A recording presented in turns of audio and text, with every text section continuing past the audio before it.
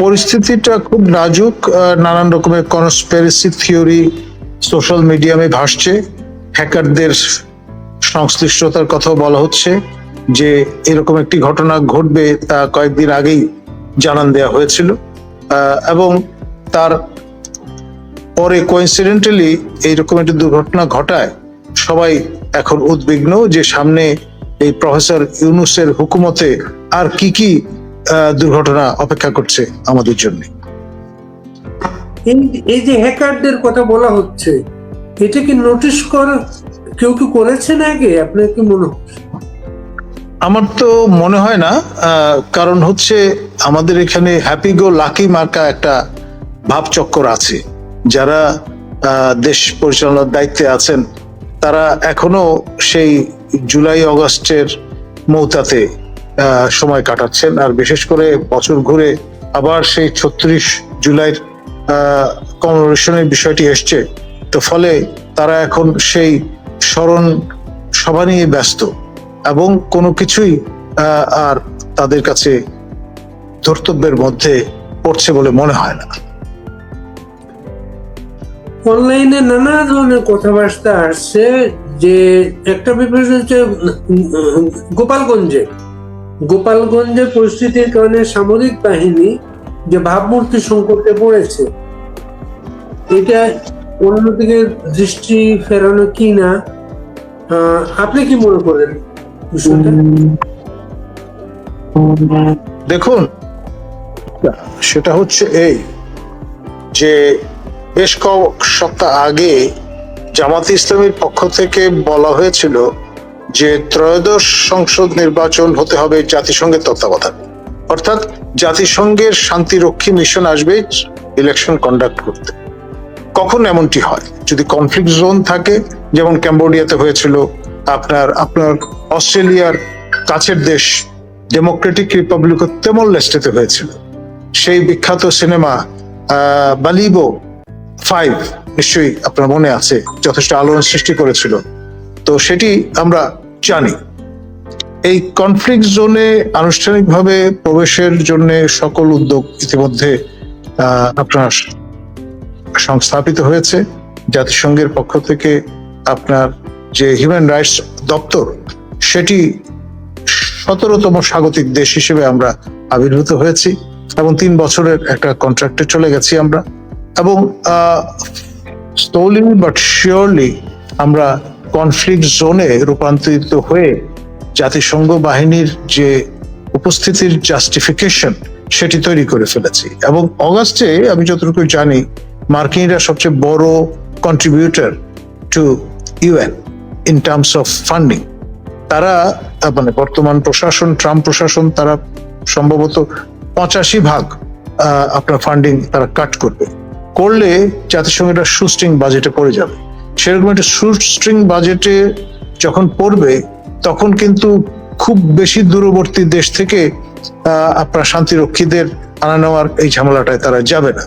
নিকটবর্তী প্রতিবেশী দেশ ভারত এবং পাকিস্তান থেকে তখন হয়তো ব্লু হেলমেট মাথায় দিয়ে পাকিস্তান থেকে নৌ যানে করে এবং ট্রাকে লরিতে করে সীমান্ত অতিক্রম করে ভারত থেকে হয়তো সৈন্যরা আসবেন। তখন আপনার এই যে আমাদের পুলিশ বাহিনীর মরাল ইতিমধ্যে ভেঙে গেছে আমরা জানি।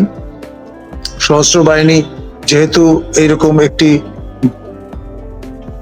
ঘটনায় জড়িয়ে গেছে বা জড়ানোর উপক্রম হচ্ছে, তো ফলে আপনার যথেষ্ট জাস্টিফিকেশন তখন তৈরি হয়ে যাবে এই কাজে।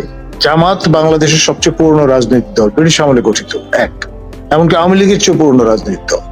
দ্বিতীয়ত, তারা 100 বছর পরে কি করবেন সেই পরিকল্পনা, প্রজেকশন তাদের থাকে সবসময়, এবং তার ফলে তারাই প্রথম একমাত্র দল যারা দাবি করেছেন জাতিসংঘের তত্ত্বাবধানে নির্বাচনটি অনুষ্ঠিত হতে হবে। আর আপনার যারা এখন দায়িত্বে আছেন তাদের ব্যাক অফ দ্য মাইন্ড হয়তো আছে যে নির্বাচন বলতে হয়তো তারা গণভোট বোঝাচ্ছেন। একটা গণভোট করে হয়তো দেখা যাবে যে শেখ হাসিনার অবশিষ্ট যে মেয়াদ সে 2029 পর্যন্ত আপনার তাদের এই যে ঐকমত্যের যে আয়োজন সেটি চালিয়ে যাবেন এবং দেখা যাবে তখন হয়তো নির্বাচন হচ্ছে। আর সেই নির্বাচনের সময় দেখা যাবে যে আপনার জাতিসংঘ বাহিনীকে মোতায়েন করতে হচ্ছে, কারণ 3 বছর লাগবে ফুললি আপনার এই কনফ্লিক্ট জোনে রূপান্তরিত হওয়ার জন্য। এবং সেই লক্ষ্যে আবার আমাদের মাননীয় উপদেষ্টা মাহফুজ আলম তিনি কিন্তু স্ট্যাটাস দিয়ে বলেছিলেন গৃহযুদ্ধ অবশ্যম্ভাবী। খেয়াল করেন তো, গৃহযুদ্ধ মানে হচ্ছে কনফ্লিক্ট। কনফ্লিক্ট এর জন্য যা যা মাল মশলা দরকার সেগুলো ইতিমধ্যে বপিত হওয়ার প্রক্রিয়া শুরু হয়েছে। গোপালগঞ্জের ঘটনাটি তার সঙ্গে মিলে যায়, সুন্দরভাবে ফিট ইন করে। আমাদের প্রধান উপদেষ্টা দেশে বিদেশে হাত উঁচিয়ে বিভিন্ন অনুষ্ঠানে অভিনয় করে বলেছেন কিভাবে আবু সাইদ গুলিবিদ্ধ হয়েছিল। গোপালগঞ্জের যে ছবিগুলা আমরা দেখলাম তার কোনো বক্তব্য আমরা কোথাও এখন পর্যন্ত পাই নাই। তিনি কি শান্তির মানুষ হিসাবে এগুলো দেখে সহ্য করতে পারবেন না, এর জন্য কি চোখ বন্ধ করেছিলেন? দেখুন, যেহেতু তিনি ড্রাইভিং সিটে আছেন এবং এই হারকুলিয়ান দায়িত্ব তার কাঁধে, তিনি সেই কারণে আমার ধারণা এম্বারাসড হবেন এবং সেই এম্বারাসমেন্ট এড়ানোর জন্যে হয়তো চিন্তা করেছেন যে এই বিষয়ে আলোচনায় না যাওয়াই ভালো। আর যদি একবার এই কোয়াগমেয়ারের মধ্যে তিনি পা দেন বা মাথা দেন, তাহলে দেখা যাবে যে চোরাবালির মতো তাতে তিনি আটকে যাবেন, সেখান থেকে বেরোবার আর কোনো পথ থাকবে না। অন্ধ হলে কি প্রলয় বন্ধ থাকে? আপনি চমৎকার যুক্তি হাজির করেছেন। এখন ব্যাপারটা তো দাঁড়িয়ে গেছে তার দৃষ্টিতে সেরকমই। তিনি যাবতীয় যা কথাবার্তা তার 2 জন লোককে দিয়ে বলেন। দেশের মধ্যে হলে আমাদের শফিক মহোদয়, তার যিনি প্রেসটা দেখাশোনা করেন, আর বিদেশে হলে শ্রীমান পিনাকি ভট্টাচার্য। এই 2 জনের অঙ্গুলি হেলনে দেশ আপনার চলছে। কার নামে মামলা রুজু করতে হবে, কাকে ঘায়েল করতে হবে, কাকে আটক করতে হবে, সবই কিন্তু এই 2 জনের তত্ত্বাবধানে পরিচালিত হয়। আর আপনার শ্রুতি নির্দেশনা আসে আমাদের সরকার প্রধানের কাছ থেকে। এখন খেয়াল করে দেখেন, পিনাকি ভট্টাচার্য তিনি কিন্তু ইতিমধ্যে রুলস অফ এঙ্গেজমেন্ট বলে দিয়েছেন। 1 মাস সময় লাগবে গোপালগঞ্জ বাসীকে ট্রিট করবার জন্য। তারা যদি এর মধ্যে মেইন স্ট্রিমিং এর সঙ্গে যুক্ত না হন, তাহলে তাদেরকে বেরোতে দেওয়া হবে, কিন্তু আর কখনো ঢুকতে দেওয়া হবে না। এবং 1 মাস সময় নিয়ে পোড়ামাটি নীতি অবলম্বন করা হবে। আপনার খাদ্য, নিত্যপণ্য, ঔষধ কিচ্ছু যাবে না গোপালগঞ্জে। আপনার পানি, বিদ্যুৎ, গ্যাস সব বন্ধ করে দেওয়া হবে এবং যারা সেখানে দায়িত্বরত আছেন জনকীর্তক, তাদের সবাইকে উইথড্র করে নিয়ে আসা হবে। অর্থাৎ একটি অঞ্চলকে কিভাবে জয় করতে হয় সেটি নির্দেশনা তিনি দিয়ে দিয়েছেন। 1 মাস পরে তার অনুবর্তী যারা, তারা সেখানে বিজয়ীর বেশে যাবেন, গিয়ে আপনার আরবি বা ফার্সি কোনো নাম হয়তো প্রযুক্ত করা হবে এই গঞ্জের সঙ্গে। গোপাল হারিয়ে যাবেন গোপাল ঠাকুর চিরতরে। আপনার পাকিস্তান, আপনার নিশ্চয়ই মনে আছে, নেত্রকোনা এবং ওইসব অঞ্চলে নাম দেয়া হয়েছিল কায়দাবাদ, তারপর নেসারাবাদ ইত্যাদি। সেরকম একটা কিছু হয়তো এখানে আপনার প্রযুক্ত করা হতে পারে। ঠিক যেন গাজা পরিস্থিতিতে আজকে ইউএন বলছে যে যেভাবে সেখানে মানুষকে ত্রাণের নামে হত্যা করা হচ্ছে, ইউএন বলছে ঠিক যেন গোপালগঞ্জ বা বাংলাদেশে ইউএন বাহিনী আসার একটা পথ তৈরি করা। দেখুন, গাজা আপনার এখন অতীতের স্মৃতিতে পরিণত হয়েছে। সর্বশেষ ঘটনাটি কিন্তু আপনি গোপালগঞ্জে প্রত্যক্ষ করলেন। আপনার সর্বশক্তি প্রয়োগ করা হয়েছে গোপালগঞ্জ বাসীকে কাউডাউন করার জন্য। আপনার যেভাবে যে প্রক্রিয়ায় আপনার বেসরকারি অসমর্থিত সূত্রে আমরা জানলাম মানুষজনের প্রাণ হরণ করা হয়েছে, তা স্বাধীন সার্বভৌম রাষ্ট্র বাংলাদেশে এর আগে কখনো আমরা দেখিনি, একমাত্র লোগাং ম্যাসাকার ছাড়া। পার্বত্য অঞ্চলে লোগাং ম্যাসাকার অনুষ্ঠিত হয়েছিল, সংগঠিত হয়েছিল, এবং সেটা নিয়ে সবচেয়ে বেশি সোচ্চার ছিলেন অ্যাডভোকেট আদিলুর রহমান খান। তিনি তখন দাবি করেছিলেন is defender of democracy, defender of human rights. আজকে মুখে কুলুপ এঁটে তিনি বসে আছেন এবং মন্ত্রিত্ব করছেন। অনেকগুলো মেডেল আপনার আন্তর্জাতিক সম্প্রদায়ের পক্ষ থেকে তার গলায় ঝুলিয়ে দেওয়া হয়েছে, সেটাতেই তিনি সন্তুষ্ট। কিন্তু তিনি একা না, এই উপদেষ্টা পরিষদে আরো এমন মুখগুলো আছেন এবং যে হিউম্যান তিনি সবচাইতে প্রভাবশালী উপদেষ্টা। এই জন্যে অন্যদের খানা একটা, ওনার খানা দুটো। ওনার সংগঠন অধিকারের সভাপতি মৃত্যুবরণ করাতে আরেকজন সভাপতিকে নিয়ে আসা হয়েছে, অর্থাৎ তার কোটা দুটো। যেমন আমাদের একজন নূর খান লিটন, জি, যিনি খুব আমাদের বন্ধু। গুরুত্বপূর্ণ দলিল উপস্থাপন করছেন গোপালগঞ্জ নিয়ে। আমরা কেন যেন ওনারও কোনো ভয়েস পাচ্ছি না। আমরা ওনাকে আমাদের শ্যাম চাচারা নিয়ে গ্লোবাল 10 জনের একজন হিসেবে পুরস্কৃত করেছেন। পৃথিবীর 10 জন হিউম্যান রাইটস অ্যাক্টিভিস্টের তিনি একজন বাংলাদেশকে রিপ্রেজেন্ট করেছেন। এখন ধরুন আপনার তারা স্মৃতি রোমন্থন করতে হয়তো ভালোবাসেন, অতীত নিয়ে ব্যস্ত থাকতে ভালোবাসেন, বর্তমান এবং ভবিষ্যৎ নিয়ে হয়তো ভাবছেন না, সে কারণে এমনটি হচ্ছে। আরেকটা বিষয় আপনি বলুন তো, যে আমাদের সেনাবাহিনী যেখানে বললো 4 আগস্ট তারা জনগণের বিরুদ্ধে অবস্থান নেবে না, সেই সেনাবাহিনীর যে ছবিগুলো আমরা এবার দেখলাম, সেনাবাহিনী মুখে মত পরিবর্তন করলো তাদের। দেখুন, এর সমস্ত দায় এবং দায়িত্ব মাননীয় প্রতিরক্ষা মন্ত্রী মহোদয়, যিনি প্রধান উপদেষ্টা বটেন।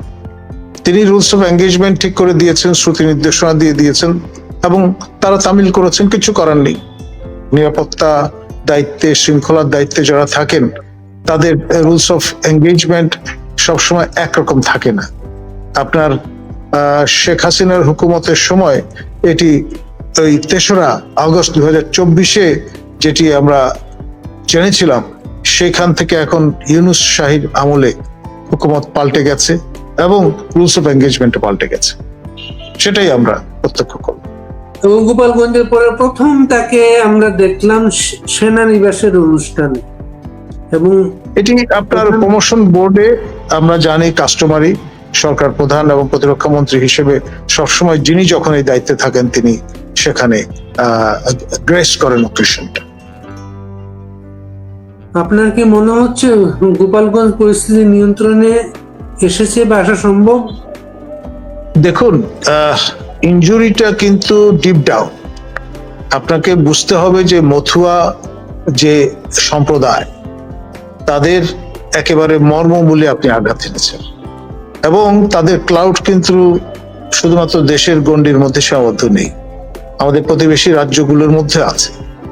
ফলে এখানে ইলেকট্রাল পলিটিক্স যুক্ত ভারতের মাননীয় প্রধানমন্ত্রী নরেন্দ্র মোদী, তিনি কিন্তু গোপালগঞ্জে তাদের উপাসনালয়ে এসেছিলেন, এবং ষষ্ঠাঙ্গ প্রণিপাতের সেই ছবি এখনো আমাদের মনে জল জল করছে।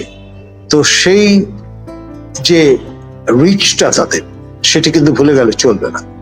গোপালগঞ্জের 27% মানুষ সনাতন ধর্মাবলম্বী, তার মধ্যে একটা বড় অংশ মথুয়া সম্প্রদায়ের মানুষ, এবং ঠাকুরদের যে পীঠস্থান সেটি তীর্থস্থানের মতো। সেই জায়গায় সেই সম্প্রদায়ের মানুষজনকে আপনি উৎপীড়নের প্রক্রিয়া মধ্যে ফেলেছেন, তো ন্যাচারালি সেটি তো তাদের ডিপ ডাউন যে ইনজুরি তৈরি করেছে সেটি অনেক দিন পর্যন্ত অনুভূত হবে বলে আমার ধারণা। আমরা আজকে প্রসঙ্গে আবার আসি। আমাদের দেশের একটা খুব গুরুত্বপূর্ণ একটা আমাদের নেচার থেকে, এটা আমাদের জন্য একটা বড় বিপদের ঘটনা ঘটে, সবাই এগিয়ে আসে। সেই জগন্নাথ হলের ঘটনা আমরা দেখেছি, সবসময় দেখেছি। মানুষ ছুটে আসে মানুষের জন্য। এবারও কিন্তু মানুষ ছুটে এসেছে। সে মানুষগুলোকে অ্যাকোমোডেট করার কোনো পথ এখন পর্যন্ত স্পষ্ট না। আপনি লক্ষ্য করেছেন?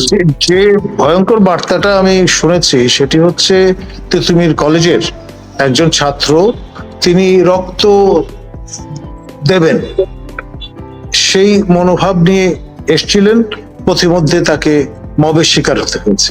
শেষ পর্যন্ত বিমান বাহিনীর সদস্যরা তাকে উদ্ধার করে হাসপাতালে নিয়ে গেছেন। এটা কিন্তু ভয়ঙ্কর। আপনি সর্বত্রগামী যদি হয় মব কালচার, তাহলে এই দেশের চারিত্র আর থাকলো কোথায়? এই সময় ধন্যবাদ। আমাদের ওই সময় আপনার অভিজ্ঞতা কি বলে আমাদের কিভাবে এই পরিস্থিতিটা সামাল দেওয়া উচিত আমাদের? এটি একটি জাতীয় দুর্যোগের মতো, বিশেষ করে কোমলমতি শিশুরা যেখানে এই টার্গেট অডিয়েন্সে পরিণত হয়েছেন, সেখানে আপনার এই একটি ঘটনার কারণেই মহামান্য রাষ্ট্রপতি জরুরি অবস্থা জারি করতে পারেন এবং আপনার এমার্জেন্সি গভর্নমেন্ট আপনার দ্রুততম সময়ের মধ্যে ইনস্টল করতে পারেন। মহামান্য রাষ্ট্রপতি চাইলে তিনি, যেহেতু একমাত্র বৈধ তিনি ক্ষমতার উৎস, তার নেতৃত্বে একটি নতুন ক্যাবিনেট গঠিত হতে পারে এবং আপনার ইমার্জেন্সি ক্যাবিনেট, এবং তারা এই পরিস্থিতি মোকাবেলা করতে পারে। আপনি একজন দেশের একজন বিশিষ্ট নাগরিক হিসাবে এই আহ্বানকে রাখবেন এখন রাষ্ট্রপতির উদ্দেশ্যে? অবশ্যই, অবশ্যই, কারণ যেই মানে they are the future of the nation. যারা এই কোমলমতি শিশুরা যে আপনার আমাদের মিসম্যানেজমেন্টের কারণে যেই পরিস্থিতির শিকার হলেন, প্রতিটা মানুষের, তিনি যেই রাষ্ট্রের নাগরিক হন না কেন, স্বাভাবিক মৃত্যুর অধিকার আছে। এবং গোপালগঞ্জের যারা হত হয়েছেন তাদের যেমন স্বাভাবিক মৃত্যুর অধিকার ছিল, যারা আজকে ভবিষ্যৎ বাংলাদেশের নাগরিক, পূর্ণবয়স্ক নাগরিক হতে পারতেন, তাদেরও কিন্তু স্বাভাবিক মৃত্যুর অধিকার ছিল। এখন এইসব বিষয়ে আমরা ব্যাখ্যাল হতে হতে এমন জায়গায় চলে গেছে, আমাদের স্যানিটি চলে গেছে। সুতরাং এমার্জেন্সি সরকার গঠন করা ছাড়া মহামান্য রাষ্ট্রপতির নেতৃত্বে আর কোনো গত্যন্তর নেই। আপনার মিসম্যানেজমেন্ট শব্দটা বললেন, এটা কেন বললেন? এটা আমি এই কারণে বললাম যে আপনার একটা নতুন সরকার যখন গঠিত হবে, তারা সবকিছু কিন্তু একটা অর্ডারে নিয়ে আসবেন। সেখানে তা না করে একটার পর একটা আপনার যে ঘটনা ঘটানো হয়েছে, এটা ক্রমে বাংলাদেশকে অধোগতির দিকে নিয়ে গেছে। আমাদের প্রত্যাশা ছিল রাষ্ট্র আপনার মুক্তি পাবে। যেই ঘটনাগুলো ঘটেছে তার থেকে ভিন্নতর একটি অবয়ব নিয়ে আমরা কাজ করতে সক্ষম হব, নাগরিক জীবনে স্বস্তি ফিরে আসবে। কিন্তু তা না হয়ে যেটি আমরা দেখলাম, তার মধ্য দিয়ে মগের মূল্য রূপান্তরিত হয়েছে ইংরেজি শব্দের মাধ্যমে মব ভায়োলেন্সের দেশে, ডাকাত গ্রামে পরিণত হয়েছে পুরো বাংলাদেশ। বাংলাদেশের খুব একটা দুর্ভাগ্য হচ্ছে, কোন একটা ঘটনা ঘটে, অনেক মানুষ